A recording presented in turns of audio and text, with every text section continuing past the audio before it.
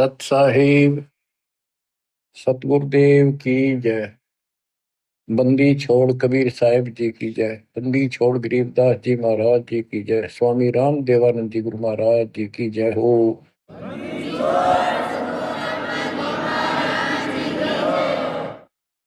सर्व संतों की जय, सर्व भक्तों की जय, धर्मी पुरुषों की जय। श्री काशी धाम की जय, श्री सुडानी धाम की जय, श्री क्रोथा धाम की जय, श्री बरवाड़ा धाम की जय। सत साहिब परम पिता परमात्मा कबीर जी की असीम रजा से आपको मनुष्य जीवन की सफलता का राज प्राप्त हुआ। रहस्य, यथार्थ, अध्यात्म ज्ञान, सत्य भक्ति। इसके बिना ये मनुष्य जीवन आम सामान्य प्राणी जैसा था, पशु पक्षी के समान है। भक्ति हम मानव शरीर में प्राप्त करके अपना भविष्य सुधार सकते हैं, संवार सकते हैं। अन्य जितने भी शरीर हैं, पशु हैं, पक्षी हैं, कीड़े मकोड़े हैं, ये अपना कर्म भोगते हैं।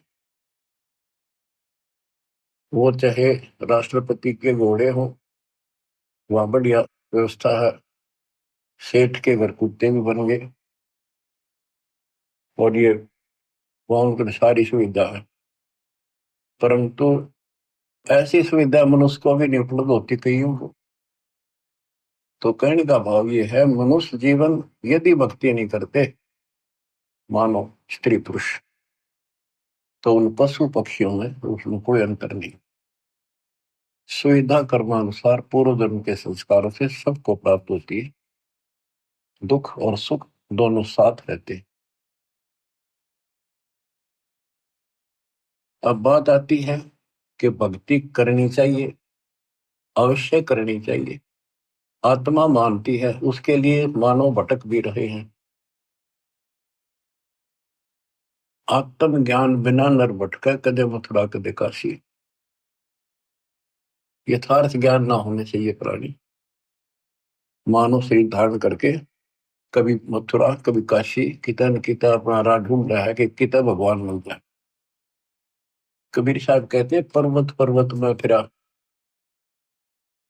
कारण अपने राम, राम जैसे जन मिले, जिन सारे सब काम।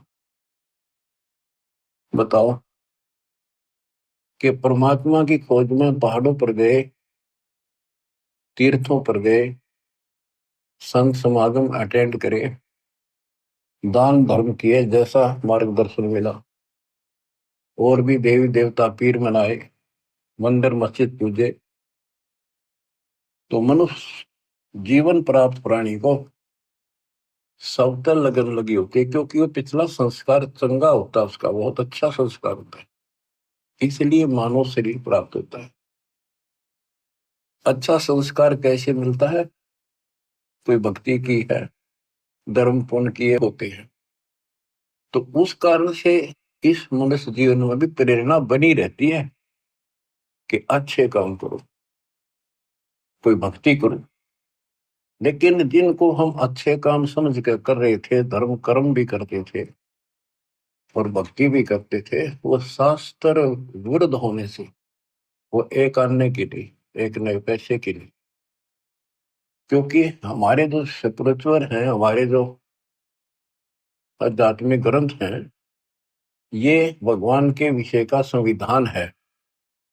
इसमें जैसा कुछ करने को कहा है और न करने को कहा है, हमें वो ही करना पड़ेगा, तभी सफलता होगी।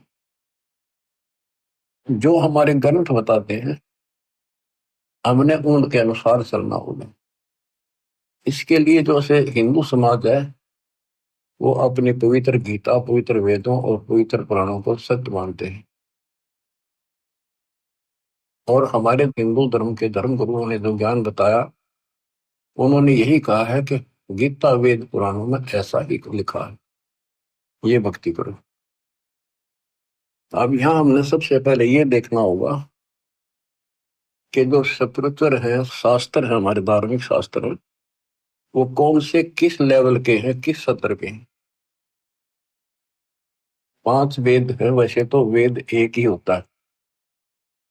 वेद का अर्थ ज्ञान होता है, बोध का अर्थ भी ज्ञान होता है। भक्ति बोध, भक्ति का ज्ञान। वेद, वेद का अर्थ ज्ञान।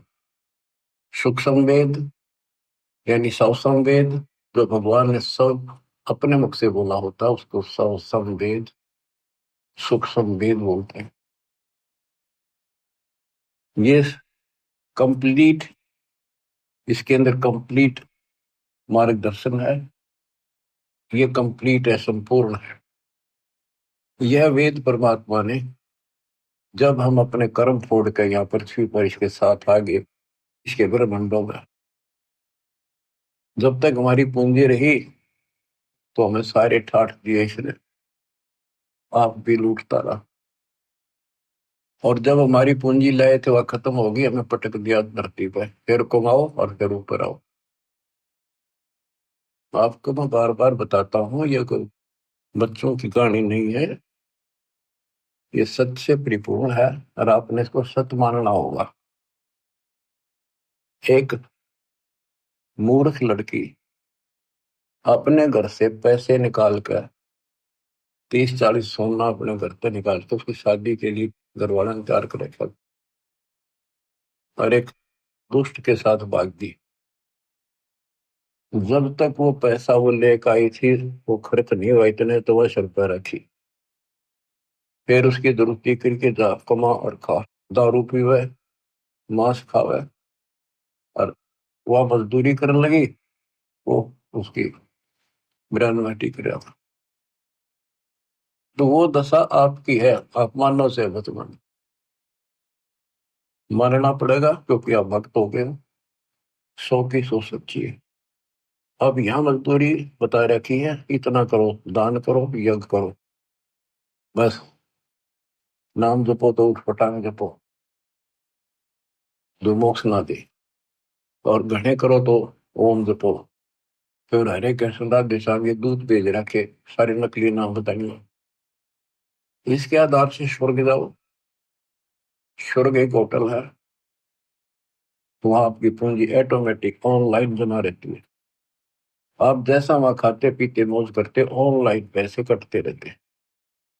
उस होटल का चार्ज अलग से होता है, और सुविधा जो आपको देते उनका चार्ज साथ होता है। जैसे वहां कोई खाने की चीजें लेते हैं, 10 रुपए की 20 में देते हैं होटल में। क्यों, हमारे आदमी जहाँ पैसे गणे होते हैं, उन्हें क्या लेना देना कितने गिराको। तो ये दुर्गति आपकी यूं की हो रही है, आप विचार करो इन बातों पर। आप किस चीज पर सेट हुए बैठे हो, 1 मिनट में मृत्यु हो जाती है। बैठे बैठे राष्ट्रपति तक मर जाते हैं, एक्सीडेंट हो जाते हैं। पोलैंड देश का एक पूरा कैबिनेट, प्रधानमंत्री, सारे मंत्री, दूसरे देश उसका मित्र देश था, उसमें कोई पूर्व प्रधानमंत्री की डेथ हो गई थी। उसकी मुंह कांड जहाँ थे शोक व्यक्त करें, वो विमान न दुर्घटनाग्रस्त हो गया, एक्सीडेंट हो गया, हम सारे मर गए। और ताजे ताजे बने थे, 6 महीने पहले उनकी कैबिनेट बनी थी। और ऐसे गंदे लोग में माचे माचे फिरो तुम, आंख खोलो। इस सत्संग को सुनकर भी आंखें नहीं खुलती, वो पत्थर प्राणी है, उसके भक्ति का अंश नहीं है, वो इंसान भी अच्छा नहीं। तड़प जानी चाहिए, तड़पला जानी चाहिए आत्मा को, पिता का मर गया हम किस पे फंस गए। यहाँ सुख नाम की चीज नहीं, रैम नहीं की धरती पर किसी के प्रति। किसी स्वर से धोता है तो वो राजी बोलेगा, स्वर से धोते मुंह फेर लेगा। हम इतने बिगड़ चुके यहाँ पर, हम देवता थे सतयुग में। अब दोबारा से आपको इतना प्यार किया जा रहा है। पहले तो पशु तो मानुष बनाए, बीड़ी शराब मांस तम्बाकू गटबड़ बकवाद करते फिरते थे, वो छुटी। फिर ज्ञान सुना के देवता बुलाए। अब इस भक्ति को ध्यान से सुनो, इस ज्ञान को ध्यान से सुनो। इसी तरह आत्मा का उबारा होगा, आत्मा में ज्ञान प्रवेश होगा, अपने आप ये सेट होती चली जाएगी। दास पहले पाड़ी जाता था, पाड़िया जैसे व्यवहार हुए बकवाद, स्कूल में जान लग गया, 5-6 महीने तो वही चले, फिर धीरे धीरे सेट होना पड़ा, और पढ़ते पढ़ते पढ़ते पढ़ते और छोटी सी पोस्ट भी ग्रहण कर ली। तो इसी प्रकार अगर हम इस मार्ग पर नहीं आएंगे तो हम नो के नो रह जाएंगे। तो कहने का भाव ये है कि ये आपके स्कूल की पीरियड है, ये सुनते रहो। आजकल तो सारी सुविधा हो रही है, रिकॉर्डेड लेक्चर फिर भी सुन सकते, पर सुने इसी लगन से जैसे अब सुन ले, भूल जाए आध घंटा जितनी देर सुने सब क्या है ना, और ध्यान से सुने। तो प्रसंग चल रहा है कि हम यहाँ आकर फंस गए, तो इस काल ने हमारी दुर्गति कर दी कि इन्हें वापस नहीं जाने दो। इसको पता है कि हम उस परम पिता के अंश हैं, कबीर भगवान के, और माँ बाप को पता होता उसका बेटा बेटी की तो दुख ही हो रहा हो, उसकी आत्मा तड़पती रहती है पार वैश्य के नाम से। आपके लिए वो मालिक भटक रहा है, वो एज इट इज उस रूप में यहाँ नहीं आ सकता, क्योंकि वो नियम भंग होता है और ये घबरा जाएगा, और वो मर्यादा से बाहर की बात है ना। तो अगर कहता बच्चा होते 1 मिनट में धर्मदास इन सारा ले जाओ, फिर इनके गाडू आइए वही ना थे वहां के टिके, अब इन दुखी हो लिए छक्के, कलयुग आ गया, और आने वाले समय में और दुर्गति होगी। अब चौथा युग आ गया, ये भक्ति करके भी छक लिए। सतयुग त्रेता द्वापर में इनके पूर्व जन्म के संस्कार बहुत अच्छे होते हैं, इसलिए ये सोचते रहते हैं कि जो साधना हम कर रहे हैं इसी से ये मौज माच रही है, इसी से सारे सुख होते आ रहे हैं। और जब कलयुग में जाएंगे इतनी त्रुटि होगी इनकी, सारी साधना करके थक लेंगे, कुछ भी लाभ नहीं होगा, इनके संस्कार कमजोर पड़ जाएंगे, तब ये भगवान के लिए भटकना शुरू करेंगे, और फिर मैं इनको कैच करूंगा। उदाहरण देता हूँ, सतयुग में राजा अम्बरीश थे, मालिक वहां भी मिले होंगे। वेद बताते हैं परमात्मा के लक्षण वो झूठ नहीं होते, 100 के 100 सत्य हैं कि परमात्मा सबसे ऊपर के लोक में रहता है, वहां से गति करके चल के आता है। भक्ति मार्ग में जो लगे हैं उन अच्छी आत्माओं को आके मिलता है, वो यथार्थ भक्ति ज्ञान सुनाता है, और जो लगे नहीं है भक्ति पर, उनको भक्ति करने की प्रेरणा अपने मुख कमल से बोलकर वाणी द्वारा बताता है, उनको गुप्त भेद मंत्र बताता है, गुप्त मंत्र आविष्कार करता है, एक कवि की तरह आचरण करता है। अपने सूक्ष्म वेद ज्ञान को काव्यना, कविताओं से, दोहों के माध्यम से, चौपाइयों के माध्यम से, शब्दों के माध्यम से बोल बोल के सुनाता है, वो सूक्ष्म वेद होता है। तो अब ये सूक्ष्म वेद बताता हूं, परमात्मा ने वो सूक्ष्म वेद इस ज्योति निरंजन काल सर्वपुरुष सर्वब्रह्म के अंतःकरण में वहां से ईमेल कर दिया, इसके अंदर इसने उसको बाहर निकाला, श्वास से पढ़ा, इसने वो जानकारी ऊपर की कति खत्म कर दी जो हम समझ सकते थे, वो मंत्र भी नष्ट कर दिए, सारी जानकारी खत्म कर दी, अपने तक भक्ति रख ली, बाकी थोड़ा बहुत ज्ञान जो सांकेतिक ज्ञान में रह गया। तो जिस आधार से, जैसे ब्रह्मा जी सबसे पहले कमल के फूल पर बैठे थे, अपने पुत्र नारद के प्रश्न का उत्तर दिया, और नारद ने पूछा था कि पिताजी आप सत्य बताना कि सारी सृष्टि के रचनहार कौन है, किसने ब्रह्मांड बनाए, कौन ये पालन करता है वास्तव। ब्रह्मा जी कहता, बेटा नारद इसका क्या जवाब दूं, मैं जब होश में आया मैं कमल के फूल पर विराजमान था, कमल का फूल जलमय होता है, चारों तरफ आगाध जल था, मैं सोच रहा था मेरे को किसने उत्पन्न कर दिया, मेरा क्या उद्देश्य है। आकाशवाणी हुई तप करो, मन कमल के फूल पर बैठे बैठे 1000 वर्ष तप किया, फिर आकाशवाणी हुई सृष्टि करो। उसके बाद लंबी कहानी है, फिर बताऊंगे। तो उसके बाद ये ब्रह्मा विष्णु महेश तीनों इकट्ठे कर दिए, देवी ने इनका ब्याह कर दिया, पास ऋषि रचो। सागर मंथन प्रथम किया था, वेद निकले 4, ब्रह्मा ने वेद पढ़े, उसमें से ओम मंत्र ले लिया। आकाशवाणी से जो हुआ था तप करो, वो तप, ये सोच लिया भगवान का आदेश है, तप करो। वेद भी भगवान गिवन है, गॉड गिवन है, भगवान के दिए हुए, भगवान परमात्मा दत्त है। इनमें ओम नाम, यजुर्वेद अध्याय 40 मंत्र 15, चारों वेदों में कहीं भी फिर दोबारा इसका रिपीट नहीं किया, एक जगह लिखा है और स्पष्ट कर दिया, ओम करतु समर्थ कलवे समर्थ करतु समर्थ। ओम नाम का जाप काम करते करते सुमन करो, विशेष कसक के साथ सुमन करो, अपना मूल कर्तव्य समझ कर सुमन करो। अब दास आपको ये समझाना चाहता है कि ये हमारे दातम ग्रंथ है, शास्त्र है, ये कौन से किस सत्र के? इन चारों वेदों का सारांश श्रीमद् भगवत गीता है। और पुराण क्या है? ब्रह्मा जी ने जो ज्ञान प्राप्त हुआ, जैसा वेदों को समझा, तो उसके अनुसार अपनी संतान ब्राह्मण ऋषियों को बताया। तो ऋषियों ने ब्रह्मा से प्राप्त ज्ञान है,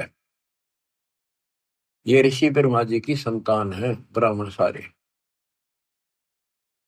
तो ब्रह्मा जी कहता कि मैं तो कमल के फूल पर बैठा था, मुझे नहीं पता मैं कहां से उत्पन्न हो गया। ये फिर जानी जान नहीं है, सर्वज्ञ भगवान नहीं है। इसने जो ज्ञान अनुभव किया, तो इसने अपनी कथा बताई, तो इस आधार से ऋषियों ने तप तो ब्रह्मा जी से प्राप्त कर लिया। ब्रह्मा जी ने बता, वेदों में केवल ओम नाम है, ओम नाम वेदों से ले लिया। तो इस आधार पर ब्रह्मा जी के वंशज ऋषियों ने तप किए, जबरदस्त तप किए, शरीर गाड़ दिए, परवाह नहीं की, मिट्टी चढ़ गई शरीरों पर, खाना पीना त्याग कर मन की चाह मन की कि भगवान मिले तो जीवन सफल, नहीं तो व्यर्थ है। तप किया, ओम नाम का जाप किया। ओम नाम के जाप से ब्रह्मलोक प्राप्त होता है। गीता अध्याय 8 श्लोक 13 में गीता बोलने वाला कहता है, मुझ ब्रह्म का ओम इति एक अक्षर ब्रह्म व्यवहारं माम अनुसमण यह परियाति तदंदेहम स याति परमां गति। ओम इति एक अक्षर, केवल एक ओम अक्षर है, ब्रह्म व्यवहारं माम अनुसमण, मुझ ब्रह्म का स्मरण करने का, माम ब्रह्म। और जो इसका अंतिम सांस तक स्मरण करता हुआ शरीर त्याग कर जाता है, वो ओम से मिलने वाली प्रभुति प्राप्त करता है। देवी पुराण श्री देवी दुर्गा जी अपने शिष्य प्रिय शिष्य हिमालय राजा को ये बताती है कि यदि तुम्हें मोक्ष चाहिए, उसने कहा जी मुझे ब्रह्म की जानकारी दो, मोक्ष मार्ग बताओ। तो देवी ने कहा कि और सब बातें छोड़ दे, ओम नाम का जाप कर। इस ओम नाम के जाप से तू ब्रह्मलोक में जाएगा, जहां पर वो ब्रह्म रहता है उसको प्राप्त कर लेगा, तेरा कल्याण हो। गीता अध्याय 8 श्लोक 13 में कहा है कि मुझ ब्रह्म का एक ओम मंत्र है। यजुर्वेद अध्याय 40 मंत्र 15 में कहा है कि ओम का नाम जाप करो। 8वें अध्याय के 16वें श्लोक में कहा कि ब्रह्मलोक में गए प्राणी भी वापस आते हैं। बच्चों, इसने जुल्म कर रखा, कभी रास्ता नहीं दे रखा था, खुद मालिक आए, अपने बच्चों को ऊपर ले जाके अपनी समर्थता अपनी शक्ति से परिचित करा, फिर वापस छोड़ा। 600 साल हो गए इस प्रोसेस में परमात्मा लगे हुए हैं, जिसमें 6 गवाह आपके सामने दास ने आई विटनेस बता दिए।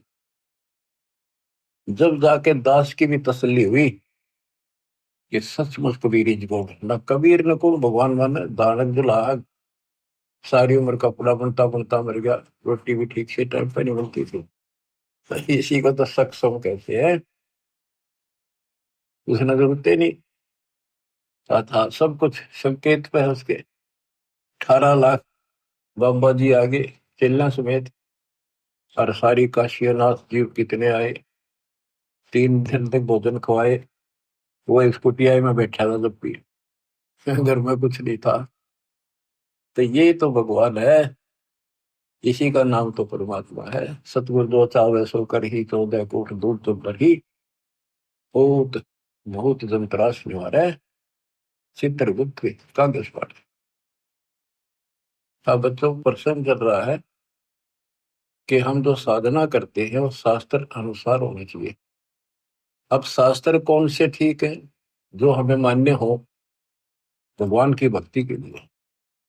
हिंदुओं के लिए वेद और गीता ये एथेंटिक शिवचर है, एथेंटिक धार्मिक ग्रंथ है, ये प्रमाणित है। और पुराण जो है ये ऋषियों का अपना अनुभव है, जैसा इन्होंने साधना की उससे जो उपलब्धि हुई। इन्होंने हठ योग किए, समाधि लगाई, समाधि के अंदर इनको किसी को तो इस काल ने ब्रह्मा के रूप में दर्शन दे दिए, किसी को विष्णु के रूप में, किसी को शिव जी के रूप में। तो ऋषियों ने मान लिया भगवान पा गया, ब्रह्मा के रूप में दर्शन दिया उन्होंने। ब्रह्मा जी के पास जाकर स्तुति करी, आप भगवान हो, सारी सृष्टि के मालिक हो, आप अपने को छुपाए बैठे हो, हमने पहचान लिया। इसी प्रकार विष्णु जी को ब्रह्म पैदा कर दिया, जिनको काल ने विष्णु रूप में दर्शन दिया। उन्होंने मान लिया कि मैं ही सारी सृष्टि का कर्ता रचनहार हूं, नथिंग एल्स। इसी तरह शिव जी को। इसी बात पर एक दिन ब्रह्मा और विष्णु जी की आपस में लड़ाई होगी। ब्रह्मा जी गए विष्णु जी के पास, विष्णु जी ने सम्मान नहीं किया उनका, आजा भाई, मैं बड़ा भाई है उसका, तो भी नहीं कहा आजा बैठ जा। इनकी देखो बच्चों विचार करो, जिनको भगवान मानते थे इनमें शिष्टाचार की भी कितनी कमी थी। एक बड़ा भाई है विष्णु जी का, और ये बैठा था शेषनाग की सैया पर। लक्ष्मी जी इसके चरण दबाई थी, आसपास इसके प्रशंसक खड़े थे विष्णु जी के। ब्रह्मा जी आया तो इसने अपना अपमान मान लिया कि इसने खड़ा होकर मिलूं, हाथ मिलाऊं या सीने से लगाऊं या नो को आओ जी बैठो, इतना भी ठीक है इसने। ये फिर काम क्रोध से भरे पड़े ही ना भगवान मान्या करते। इस बात का दुख ब्रह्मा जी ने मान्या, अभी इसने सम्मान भी ना किया। ने बोला ओ अभिमानी, मैं तेरा बाप हूँ, सारी सृष्टि का रचने वाला हूँ, तू मेरे से पैदा हुआ और मेरा सम्मान नहीं करता, अपने बाप को देखकर भी तू अहंकार करता है। तू मेरा बेटा है और फिर भी सम्मान नहीं करता। उसमें बोला तू मेरा बेटा, मैं तेरा बाप, तो मेरा ना भी कम से उत्पन्न हुआ था। तो उसके प्रशंसक खूब हंसे। तो सबने बताया था कमल के फूल को तुम उत्पन्न हुआ, और विष्णु के नाभि से कमल निकला। इधर मारना विष्णु नापन भी रहा कमल कितना है, कैसे नाभि में वो भी गया। ये तो सूखे चौधरी थे। तो इस बात पर ब्रह्मा बोला तेरी अकल ठिकाना करता हूँ अभी। विष्णु बोला आजा, चढ़ा ली बात दोनों ने और काट दिया शस्त्र, मरण मरण तैयार हो गए। कमाल की बात है। शिव पुराण में ऐसा लिखा, ऊपर से देवता आकाश तिरंग पर फूल बरसावे, शाबाश, मरो कट के, शाबाश, देखते हैं कौन ताकतवर है। लेकिन इस सब बच्चा का कहां तक नाश हो रहा है। देवता व हरणों के लड़ो, उन्हें बीच मारना चाहिए था। भगवानों आप ऐसे करोगे फिर मारा केरा होगा। भगवान माने थे इन्हें, दोनों लड़ पड़े। बता, वो तो इनका बाप जो काल नरेंद्र ने सोची है मरेंगे कट के, तेरे खान पीने का सिस्टम बंद हो जाएगा। इनके बीच में एक सतम खड़ा कर दिया, बोतलों बोतलों आपस में छूने लगा। ये दोनों डर गया, आश्चर्यचकित हुए। जब इसका और छोर ढूंढना चाल पड़े और लड़ाई मिट गई, फिर काल आके खड़ा हो गया शिव जी के रूप में, साथ में दुर्गा को पार्वती रूप बना के लिया। तब उनसे कहता कि बेटा तुमने अपने आप को भगवान मान लिया, ये तुम्हारी बहुत बड़ी गलती है। तुम भगवान नहीं हो, यू आर नॉट गॉड। तब उसने हाथ जोड़ लिया और सुनो, तुम्हारे तप के प्रतिफल में मैंने तुमको एक एक जॉब दी है, एक एक विभाग दिया है, रजगुण उत्पत्ति का ब्रह्मा को, स्थिति का विष्णु को। और इसी प्रकार शंकर को ये संहार तिरुभाव, और रुद्र को संहार। ये रुद्र और शंकर एक का है। देवता ने महाराज जब इसने तिरुभाव कहते हैं, आम आदमी ने महाराज जब इसको रुद्र कहते हैं। ये दो रूप बना लेता है। वैसे इसके 11 रुद्र हैं, 11 रूप बनाए थे इसमें। अब देखो, ये पुराण है, शिव पुराण के अंदर विद्वेश्वर संहिता के अंदर अध्याय है। इन पुराणों में लिखा है कि ये शिव रूप में आकर प्रकट हो गया। दो तो ये हो गए, फिर मार विष्णु पुत्रों, उनको पुत्रों कहा।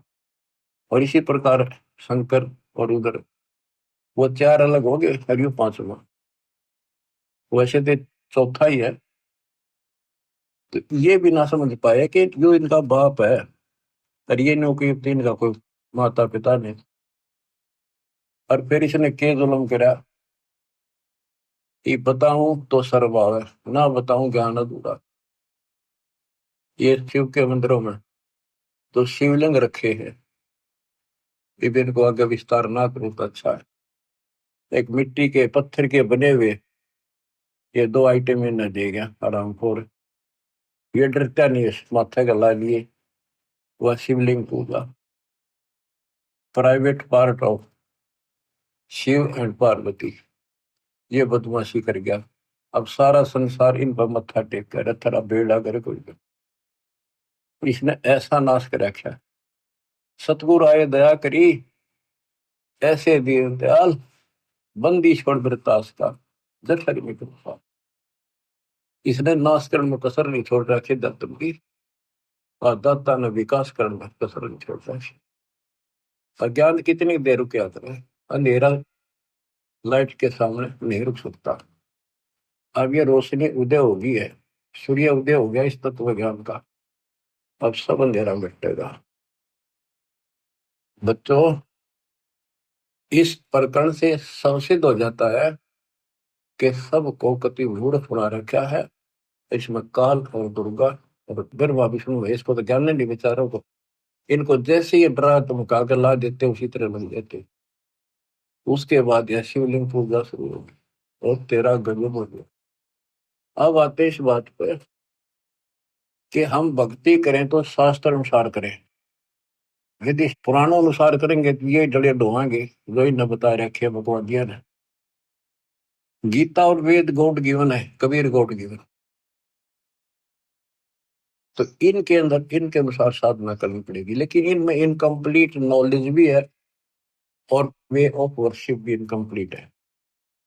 ज्ञान झूठ नहीं है वेद और गीता में, लेकिन संपूर्ण नहीं है। अधूरे ज्ञान से अधूरा काम, संपूर्ण ज्ञान से संपूर्ण ज्ञान।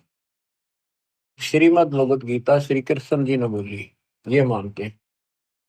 इनका बिल्कुल ठीक है, क्योंकि वो बोलता श्री कृष्ण लिखा था, अंदर कैसेट काल की चढ़ा रखी थी। काल बैठ कर बोल गया ब्रह्म। अब गीता में क्या बताया है, ये खुद अपने को नासवान बताता है। गीता अध्याय 2 के श्लोक 12 में, 4 के 5 में, 10 के 2 में, कि तेरे और मेरे बहुत दिन होगी अर्जुन, तू नहीं जानता, पर ये आगे भी होते रहेंगे। ये मत समझो कि आज ही जन्म है, पहले भी जन्मे थे, आगे भी होंगे। मैं जानता हूं, मेरी उत्पत्ति को ये देवता नहीं जानते। 10वें के 2 में कहा, क्योंकि ये मेरे से उत्पन्न हुए।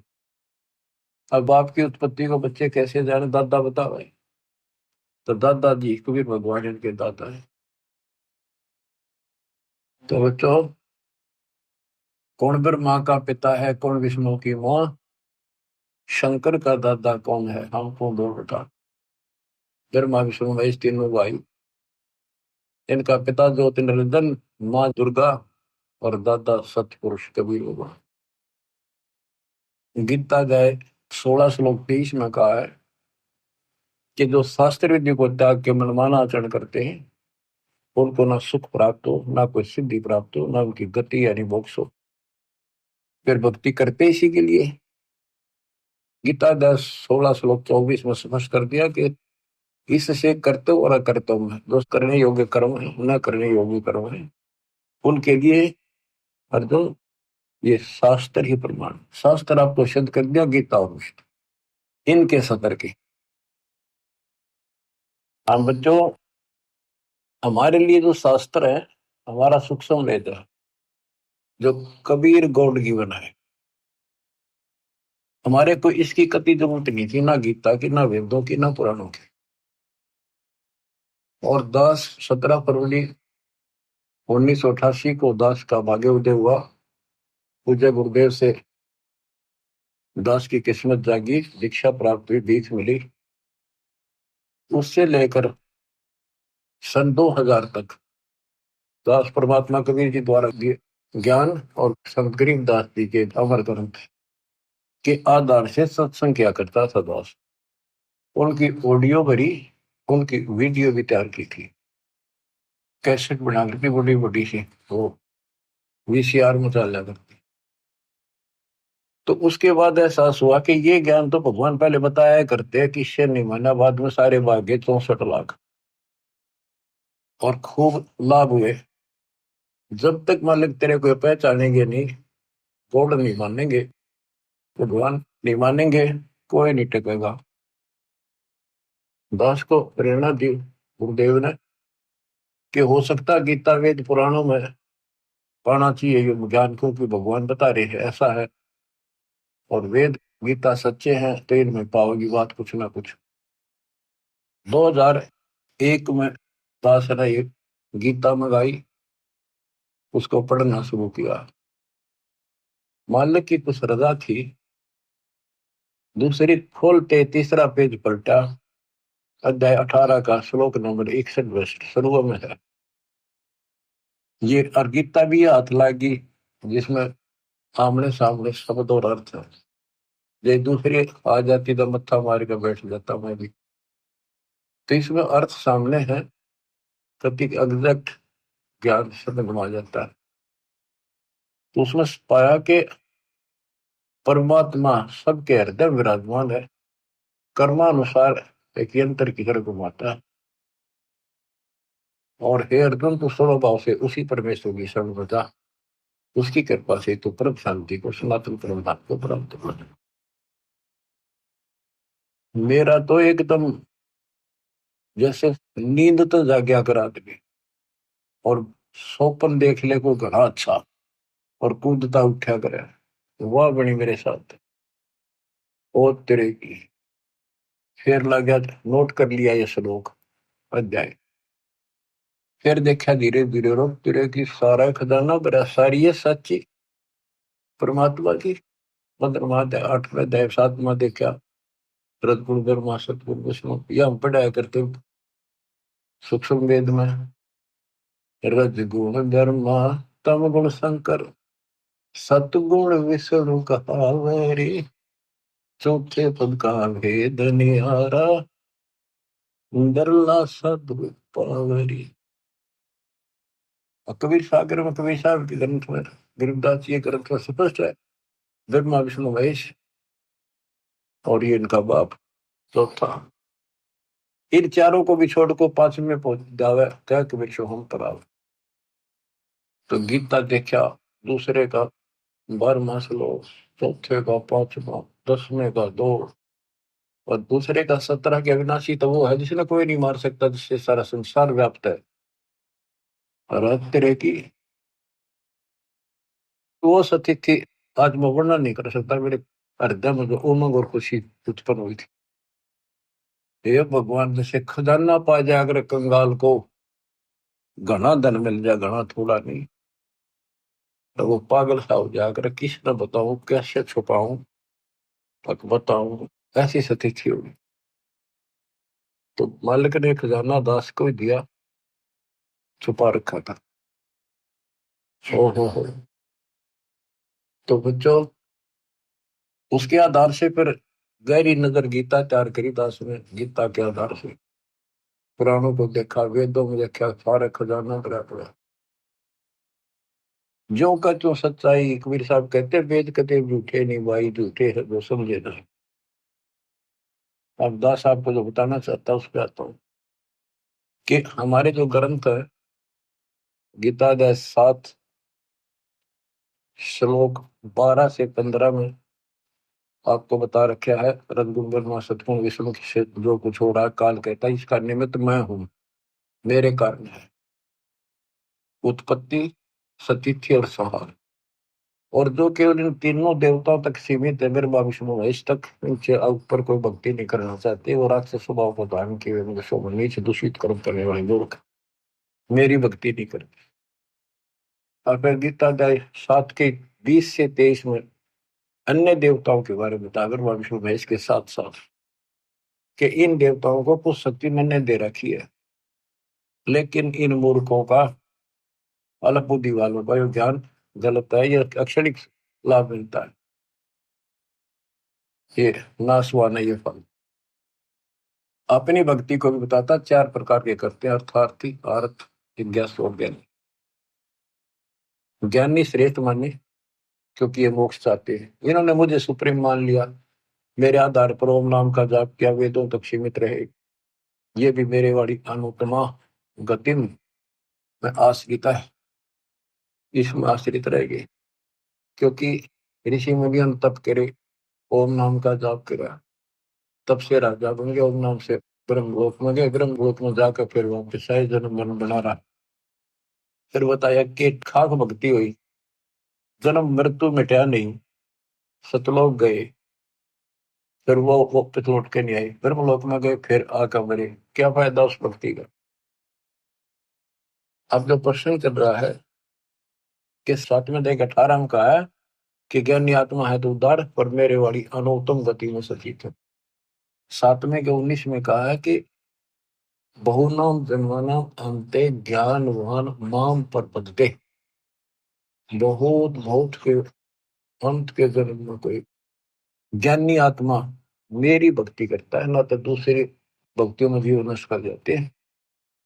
मेरी भक्ति भी कोई कोई ज्ञानी किसी अंत के जन्म में एकादे में भूल भटक कर करता है, ना तो नीचे वाली देवताओं में भक्ति करते रहते हैं। वासुदेव सर्वमिति स महात्मा स्वरूप होता है, ये बताने वाला कि वो वासुदेव सारी सृष्टि का रचने वाला, सबके ऊपर जिसकी सत्ता, जिसकी साहिबी, जिसकी सत्ता, जिसकी हुकूमत सबके ऊपर है, वही पालन करता है, वही उत्पत्ति करता है, वही कर्मों की मार से बचा सकता है, पाप कर्म नष्ट करता है, वो आयु बढ़ा देता है, उसकी भक्ति से मोक्ष प्राप्त होता है, ये बताने वाला महात्मा सो दुर्लभ है। गीता अध्याय 4 श्लोक 32 में कहा कि वो परमात्मा सच्चिदानंद घन ब्रह्म, इन्होंने अर्थों के भी अमृत कर रखे हैं, अनुत्तम का अति उत्तम कर दिया, वर्ग का जाना होता है आना कर दिया, अनुत्तम का अर्थ अश्रेष्ठ होता है उसको सर्वश्रेष्ठ कर दिया। यहाँ गीता अध्याय 4 श्लोक 32 में ब्रह्मण मुखे शब्द है, उसका ब्रह्मण का अर्थ वेद कर दिया, यहाँ लिखना था सच्चिदानंद घन ब्रह्म। गीता अध्याय 17 श्लोक 23 में ब्रह्मण शब्द है, उसका अर्थ वहां इन्होंने ठीक रखा है, सच्चिदानंद घन ब्रह्म। ओम तत्सत यानी सच्चिदानंद घन ब्रह्म की उपासना का केवल त्रिविध समर्थ है, 3 प्रकार से शिवन है इसका, 3 मंत्र का। अब आता हूं मैं चौथे के 32 में, उसमें क्या कि परमात्मा अपने मुख कमल से, सच्चिदानंद घन ब्रह्म अपने मुख कमल से वाणी जो बोलता है, उस वाणी में ऐसा ज्ञान है जिससे सारे कर्म समाप्त हो जाते हैं, जन्म मरण मिट जाता है, सदा सुखी हो जाता है। उस ज्ञान को चौथे अध्याय के 34 में तत्वदर्शी संतों से पूछो। दंडोत प्रणाम करो, दंडोत प्रणाम करने से, निष्कपट भाव से, सरलता पूर्वक, नम्रता पूर्वक प्रश्न करने से वो तत्वदर्शी संत जो तत्व ज्ञान का उपदेश करेंगे। उस परमात्म तत्व का, कौन से का, 18वें अध्याय के 62 वाले का, उस परमात्मा का उसका ज्ञान होता है। वो कौन है? 7वें अध्याय के 29वें श्लोक में गीता बोलने वाले ने कहा है कि जो केवल जरा वृद्धावस्था के कष्ट से, बच्चों वृद्धावस्था का जो दुख है ना, ये मृत्यु से भूंगा है, मौत तो एक बार हो जाए, और यो कम से कम 20 साल मरे। ब्रेन माटी, कभी आंख दुखे, कभी चाड़ दुखे, कभी टांग दुखे, कभी शुगर बढ़ गई, कभी बीपी बढ़ गया, उठा जाना बैठा जाना, कब्जी होगी, गैस में, तो सुना नहीं, रोए बैठ के। तो कर्महीन इंसान तो भक्ति नहीं करते, भक्ति करने वालों पर यह असर नहीं होगा, लेकिन मर्यादित रहेंगे तो। भक्ति भी कबीर साहब की अरदास के माध्यम से, कि वो केवल जरा मरण से छूटने का, मृत्यु से दुख से बचने के लिए केवल प्रयत्नशील है और कुछ नहीं मांगते। वो तत्वरम से, सारे धातुओं से और सारे कर्मों से परिचित है। 8वें के प्रथम अर्जुन ने प्रश्न किया, किम तत्वरम, तीसरे में उत्तर दिया 8वें के श्लोक में, तीसरे में, वो परम अक्षर परम है। 8वें के 5-7 में गीता बोलने वाला अपनी भक्ति कहता है, मुझे भक्ति कर, मेरे पास रहेगा, जन्म मरण बराबर रहेगा अपना दोनों का। ये पहले ध्यान में सिद्ध कर दिया आपको। 8 में के 8, 9, 10 में कहा, सचिदानंद ब्रह्म की जो भक्ति करता है, परम अक्षर ब्रह्म जी उसके पास जाता है। 15वें अध्याय के चौथे श्लोक में कहा है कि तत्व ज्ञान रूपी शस्त्र से इस ज्ञान को काटकर उसके पश्चात परमेश्वर के परम पद की खोज करनी चाहिए, जहां जाने के बाद साधक फिर लौट कर संसार में नहीं आते। जिसने सारी सृष्टि की रचना की है उसी की भक्ति की। 15वें अध्याय के 17वें श्लोक में कहा कि उत्तम पुरुषत्व ने परमात्मा की उदारते हैं। उत्तम पुरुष, पुरुषोत्तम श्रेष्ठ परमात्मा तो कोई और है? जो परमात्मा कहा जाता है, परमात्मा, और जो तीनों लोकों में प्रवेश करके सबका धारण पोषण करता है, वो अविनाशी परमेश्वर है। अब गीता यही समाप्त हो जाती है जब ये कहता है कि उस तत्व ज्ञान को किसी तत्वदर्शी शब्द से जाकर पूछो। मोक्ष उससे होना, जन्म मरण उससे मिटना, गर्भावस्था का संकट उससे कटना, एक मालिक कुल का वही है। उसकी साधना कहाँ है? वो ना वेदों में। वेद कतेब, वेद ये 4 और 4 कतेब इन मुसलमानों की, ईसाइयों की, जबूर, इंजिल, तौरेत और कुरान, ये 4 कुरान, 4 किताब और 4 वेद कतेब एक जैसा ज्ञान है। यानी इनकम्प्लीट है, हम इनको गलत नहीं कहते कि गलत है, अधूरा ज्ञान है। अधूरे ज्ञान तो फिर लाभ क्या होगा, अधूरा ही काम। अब आपको बताता हूँ थोड़ा सा पाक कुरान मजीद। देखो इसमें क्या बताया है, एक चैप्टर है, उसका नाम है अश-सूरा और संख्या नंबर है 42, यानी सूरत अश-सूरा 42, आयत नंबर, श्लोक नंबर 1-2। आयत नंबर 1 पर प्रथम में लिखा है आ मीम। आ माने है, मीम माने मैं, है और मैं, ये 2 अक्षर अलग अलग, जैसे क, ख, ए, ऐसे है और मैं। फिर दूसरी आयत में लिखा है एन सीन काफ। जैसे हम पंजाबी सीखा करते थे, चौथी कक्षा शुरू हो जाती थी पहले पंजाबी, पंजाब ज्वाइंट था, हरियाणा और पंजाब एक थे। तो पंजाबी की हम जब वर्णमाला सीखा करते थे तो कहते थे कक्खा गग्गा दद्दा गग्गा, ईड़ा ऊड़ा सस्सा मम्मा, यानी कक्खा क, गग्गा ग, तथा तय, गद्दा द। तो कक्खा गग्गा, क ख ग, ऐसे सीखना पड़ता है। तो एन का अर्थ है ए, सीन का अर्थ है से, का अर्थ है क। ये वर्णमाला है अरबी की, एन ए, सीन से, का क, ए से क। इसके अनुवादकर्ता ने, पाक कुरान के अनुवादकर्ताओं ने ये लिखकर छोड़ दिया है कि इन 2 आयतों का अर्थ तो अल्लाह ही जान सकता है और कोई नहीं। ये क्या है, गीता अध्याय 17 श्लोक 23 में ओम तत्सत, ये 3 मंत्र हैं। इनमें तीनों मंत्रा का पहला अक्षर है ए से क। जिनको तीनों मंत्र प्राप्त है वो बच्चे आसानी से समझ देंगे। ये वो मंत्रों का केवल पहला पहला अक्षर लिख रखा है, इसमें नथिंग। तो ऐसा कहते के हासिल होना था, ओम तत् सत से क्या हासिल होना था, अब इसकी एब्रीविएशन निकली सारी। अब इसको सारे से विस्तार से करा, अब पता चला ये सूक्ष्म वेद में पहले ही था। बच्चों आंख खोलो, दास कौन है? कबीर साहब कहा करते हैं कि वही मैं सारी सृष्टि का मालिक हूं, मैं खुदा हूं, लेकिन कौन जाने से बात नहीं। दास कहता विश्व में एक नंबर का तत्वदर्शी संत दास है, नथिंग एल्स। इतना कह रहा हूं मैं। अब पाक कुरान सूरत फुरकानी 25 में आयत 52 से लेकर 59 तक 52 से 59 में स्पष्ट किया है कि हे हजरत मोहम्मद, हे मोहम्मद, हे नबी, हे रसूल। कौन बोल रहा है? कुरान का ज्ञान देने वाला अल्लाह। कि ये काफिर लोग जो है कबीर अल्लाह को नहीं पूजते, इसके अतिरिक्त औरों को भी शरीक करते, दूसरे देवताओं को।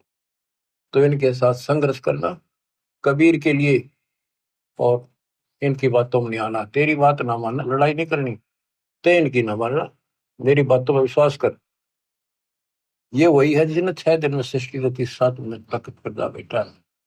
सृष्टि में सारी आयु उत्पत्ति, माता पिता भाई बहन सब, सारी नदी नाले तारे पृथ्वी स्वर्ग पाताल सब बनाया उसी ने। और वही पाप कर्मों को नष्ट करने वाला है, गुनाहों को अच्छी तरह जानता है। उसकी खबर किसी बाखबर से पूछो। तो यहाँ पाक कुरान भी यहाँ पर समाप्त हो जाती है। इसमें वो ज्ञान है ही नहीं उस अल्लाह का जिसने सृष्टि रची। तो ये गलत नहीं कह सकते किसी ग्रंथ को, लेकिन ये इनकम्प्लीट है। इनकम्प्लीट से मोक्ष नहीं हो सकता। मोक्ष तो संपूर्ण अध्यात्म ज्ञान से होगा, और वो तत्वदर्शी संत बताता है। इसमें स्पष्ट कर दिया दोनों पवित्र धर्मों की पवित्र शास्त्रों ने कि पूर्ण परमात्मा की जानकारी तत्वदर्शी संत बताते हैं। जैसे पाक कुरान सूरत अस-सूरा 42 में प्रथम आयत में हा मीम, हा का अर्थ है, मीम का अर्थ है मैं। जैसे हा, मम्मा, कखा पंजाबी की वर्णमाला ना, ये अरबी वर्णमाला है। और मैं, इसका अर्थ है हक मंत्र। हक मंत्र जिसके पहले अक्षर ये है एन सीन का। तो ये बच्चों, ये तो एक संकेतिक है। वेद कहते हैं जो तत्वदर्शी संत होता है वो सदग्रंथों के सांकेतिक शब्दों को विस्तार से खोल कर बताता है, उसका यथार्थ ज्ञान देता है। गीता अध्याय 7 श्लोक 19 फिर दोहराता हूँ। बहुनाम जन्मानाम अन्ते ज्ञानवान माम प्रपद्ये। बहुत बहुत के जन्मों के किसी अंत के जन्म में कोई ज्ञानी आत्मा मेरी भक्ति करता है कर्म की, अन्यथा वैसे ही डलेड होकर चले जाते हैं। जैसे मार्कंडे ऋषि था, ओम नाम का जाप करा था, साथ में तप करा था। ये खिचड़ी ज्ञान में है नहीं, सारे जड़े लोग हैं। चाहे कितने बड़े ऋषि लग गया करते तुमने, आज वो बालक दिखाई देंगे। इस बालक की दृष्टि से, तत्व ज्ञान की दृष्टि से देखोगे। उसने ब्रह्मलोक की साधना करने का ठान रखी थी, वही टारगेट था। इंद्र आया, इंद्र की उर्वशी भेजी, सब फेल होकर चली गई। तब इंद्र को कहता है, इंद्र आजा तो तेरे को सही मार्ग बता दूंगा। ब्रह्मलोक की भक्ति कर ले, ब्रह्मलोक में जागा, ब्रह्म की साधना कर। ये तो सब का ये ज्ञान भर रखा है। इंद्र स्वर्ग का राजा बोला जी फिर देखेंगे, ये तब ना मौज करते। ऐसे ही आप किसी आज कोई पोस्ट पर बैठे अच्छी पर उसमें समझाने की चेष्टा करो, जो कोई तो बाद की बातें फिर देखेंगे। कोई चौधरपुरी है, इब्राहिम सुल्तान तुमको देखो, क्या क्या सुख थे, भगवान ने नरक से काट के बाहर गिरा अपने बच्चे को। ये रोड मार रहा था, काल मूर्ख बना रहे। तो कहते हैं बहुत बहुत अंत के जन्म में कोई मेरी साधना करता है, मार्कंडेय ऋषि ब्रह्मलोक में जाकर फिर वापस आओगे, तब से राजा बनेगा, फिर गधा बन के धक्के खाओगे। ये खाक साधना थी। ऋषि मुनि सब करें तपस्या, हे भगवान हमें मोक्ष दिए, तप करवा के राज दे दिया, 184 में ठोक दिए। आपको बताया शिवलिंग की पूजा किसने शुरू करी, किसने करवाई? पापात्मा ने। इसको परमात्मा कहते थे। बच्चों आँख खोल लो, उस मालिक की कृपा कैसी बरस रही आपके ऊपर। और इतना ज्ञान समझ गए बच्चों, नहीं मानोगे तब तो पत्थर होकर। काम न मना नहीं किया किसी संत ने, लेकिन भगवान बोलना गलत है। खूब डटकर मेहनत मजदूरी करो, किसानी करो, दुकान पर जाओ, जो भी जॉब है काम करो, नौकरी करो, नेक नीति और डट कर सेवा करो, गफलत ना करो वहां पर, ताकि सबको अच्छा लगे कि भगवान से डरने वाला है, किसी भी काम में कोताही नहीं करता, कोई आलस नहीं करता, ठगी नहीं करता। और मालिक ने याद रखो, अब जैसे आपको बताया कि पंजाब का एक राम राय नाम का सरदार जी थे। वो लोग परमात्मा के चाहने वाले, संतों का सम्मान करने वाले शुरू से ही हैं, क्योंकि उनके गुरुओं ने एक ऐसी धारणा में भर रखी है। संत गरीबदास जी का एक शिष्य ब्रह्म वेदी का पाठ सुबह सुबह बैठकर ऊंची आवाज में एक तालाब पर बैठकर करे था, स्नान करके कुएं पर, तालाब पर वहां बैठ के ब्रह्म वेदी यानी वाणी का पाठ करे था सुबह सुबह, गरीबदास जी की वाणी का, जो हम नित्य नेम करते, उनका अपने हिसाब से बनाया हुआ था, उसी वाणी से निकाल कर। तो राम राय चौधरी 900 बीघे का मालिक था। वो भी घूमने फिरने गया फ्रेश होने, तो उसने आते समय देखा एक संत वो वाणी बोल रहा है, कि ये वाणी बहुत पसंद करते हैं, क्योंकि ये गुरु ग्रंथ साहिब जी का पाठ सुनते रहते हैं। लेकिन वो वाणी कुछ विशेष कसक करी, खींच लिया उसको, वहां बैठ गया जाकर। उसने जब अपना पाठ कर लिया तो उससे पूछा कि है महात्मा जी, है भगत जी, ये वाणी तो गुरु ग्रंथ साहिब में तो नहीं है, ये किस संत की वाणी है? तो उसने बताया मेरे गुरुदेव की है, संत गरीबदास जी महाराज, जो पहुंचे हुए संत है, विश्व में उनके बराबर संत नहीं आज के दिन। उसकी वाणी है, अच्छे लिख रखी थी। तो उसने पूरा पता नोट कर लिया संत गरीबदास जी का, गांव सुलानी जिला उस टाइम जो भी था, दिल्ली के पास, बहादुरगढ़ के पास, वहां पूछ लो। ऐसे ऐसे सारी डिटेल लेकर चल पड़ा। उन्होंने सोचा मिलना चाहिए संत से, क्या वो संत जीवित है? कहाँ जी जीवित है। वो चल पड़ा, पैदल चला करते थे, 3 दिन में पहुंचा। सुबह सुबह पता करा भी संत गरीबदास जी कहाँ पर है, मिलना है।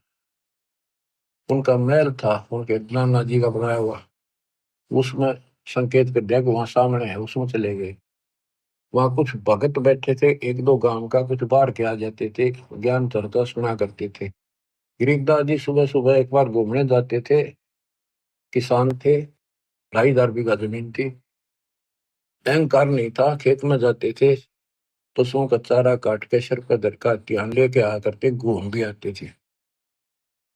तो उन्होंने पूछा भी संत गरीबदास जी कहाँ है? राम राय ने पूछा, जो मकराल। वो बोले जी घूमने फिरने गए खेत में। कितनी देर में आएंगे? भाई ये तो संत की मर्जी है, मौज है, कब आवे कब ना आवे। आवे तो गए, हम भी इंतजार कर रहे हैं, पर उन्होंने बोला कितनी देर में आऊंगा पता नहीं। उसने सोचा इतनी दूर आ लिया, संत के दर्शन करके चैन लूंगा। वो चल पड़ा। उन्होंने बताया कि आगे जाइए, आगे अरहट है, उस रेट के पास एक जंडी का बहरा पेड़ है बड़ा, वहां पाओगे आपने। वहां कुएं पर स्नान भी करते हैं। तो वो जा रहा था गरीबदास जी, धोती कुर्ता हरियाणा की जो वेशभूषा होती थी, सिंपल मैन, सामान्य होता था यहाँ का वेशभूषा, इस तरह रहते थे वो, भाई आडम्बर संत नहीं करते। तो उस राम राय ने उस किसान से पूछ लिया, उसने किसान समझा, सिर पर पशुओं का चारा और रोटा धर रखा ज्वार का। उसने बोला भाई मैंने गरीबदास महाराज जी संत जी से मिलना है, तो बताया इधर घूमन आए हैं, कहाँ से है वो, उनका खेत कहाँ ठिकाना है उनका। गरीबदास जी बोले आ जाओ, उन पहचान दिया वो संत भी थे कि आ जाओ मेरे साथ, मैं मिलाऊंगा उनसे। वो वापस आए, वापस जा दिए वो गांव में, आज लेकर आ गए। वो भगत जो वहां खड़े थे उन्होंने बाज गए, किसी ने बोटा लिया, किसी ने दंडवत प्रणाम किया, फिर पानी पिलाकर नहाऊंगा, पानी लाए स्नान कर दिया। उसने सोची, पूछा रहा महात्मा कौन सा है वो संत, तो वो भगत बोले ये तो है गरीबदास। वो सामने मुड्डे पे बैठ गया और बैठा बैठा ये मन में कल्पना कर रहा था कि ये गुरु, ये महाराज है, रत तेरा गजब हुई। उसने कल्पना कर रखी थी, उसका इमेजिन था कि बड़ी बड़ी जटा पाऊंगी, गल में माला मलाऊंगी और धूना दाना ला रखा होगा किधर, या डेरा होगा तो बहुत बढ़िया सुंदर कपड़े लाल पीले, यानी कोई आडंबर जरूर पाओगा। संत को ऐसा ही माना जाता है, उधर सारे ऐसे मानते थे।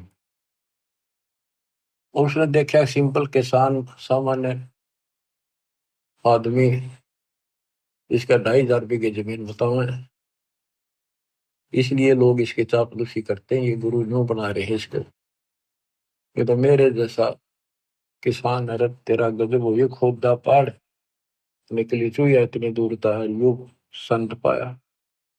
यो मन सोचे बैठा बैठा।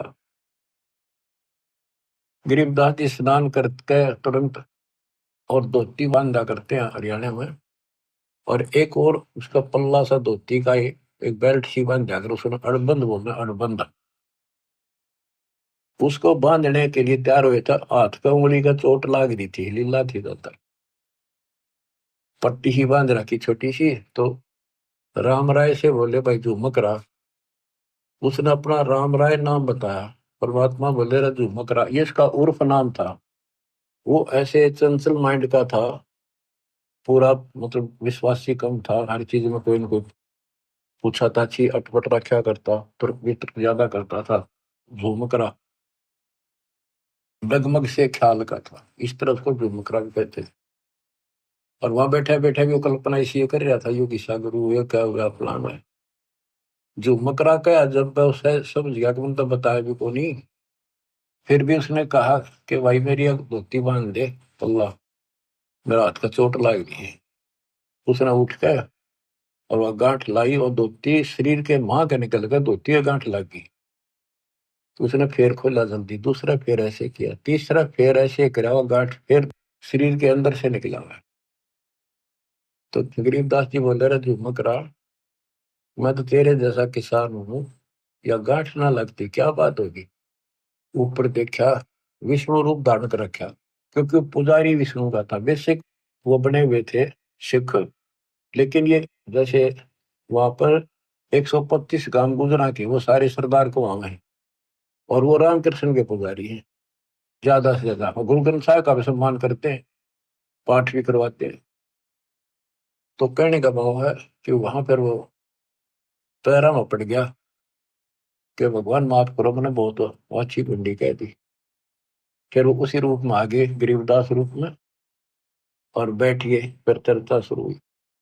सारा ज्ञान समझाने के बाद वो राम राय कहता है भगवान मैंने सारा घूम लिया, ये ज्ञान नहीं पाया।